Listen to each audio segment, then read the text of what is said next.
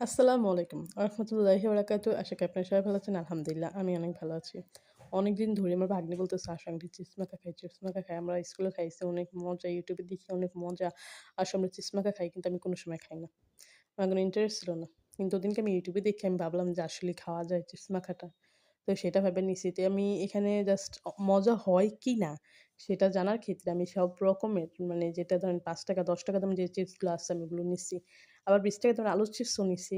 মানে আমার কাছে অল্প, অল্প করে সব রকমের চিপস নিয়ে আরকি দেখি যে কেমন লাগে বা কিরকম স্বাদ-টাদ আসে বিষয়। তো সেজন্য নিছি। আমার ভাগ্নি এই জায়গায় সবকিছু করতেছে। চিপস মাখার জন্য যা, যা করা লাগে মাঝখান দিয়ে তো কারেন্ট চইলা গেছিল। তো আমার কাছে এভারেজ মানে কোনো ওরকম আহামরি কোনো স্বাদ লাগে নাই। কোনো রকমের কোনো টেস্ট লাগে নাই। এই জায়গায় আমি কোয়েল পাখির ডিমও নিছি ২ টা। পুষ্টির খুবই দরকার। সেজন্য ২ টা কোয়েল পাখির ডিম নিছি, লেবুর চিকলা নিছি, পেঁয়াজ নিছি, কাঁচামরিচ নিছি। এখন এগুলো আমার ভাগ্নে মথতেছে। আমাদের দেশের ভাষায় এটাকে মতানি বলে। তো আমরা এখন মথতেছি। মইত্যা এখন এই ডিমটারও মতা হইব সেম প্রসেসে। তো মতার পরে আমরা ওই আলুর চিপসের সাথে মানে আলু মাখা চিপস মাখার সাথে আরকি মিক্স করা হইব।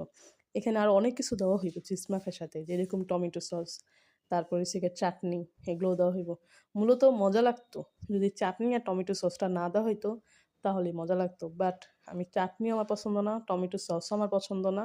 তো সেজন্য হয়তোবা আমার কাছে মজা লাগে নাই বা ভালো লাগে নাই। কিন্তু অনেকে আছে যে যাদের চাটনি বা টমেটো সস অনেক পছন্দ, তাদের কাছে পছন্দ হইতেই পারে। এটা স্বাভাবিক। এটা আমার পার্সোনাল এটার আমি আরকি শেয়ার করছি আমার পার্সোনাল মতামত আরকি।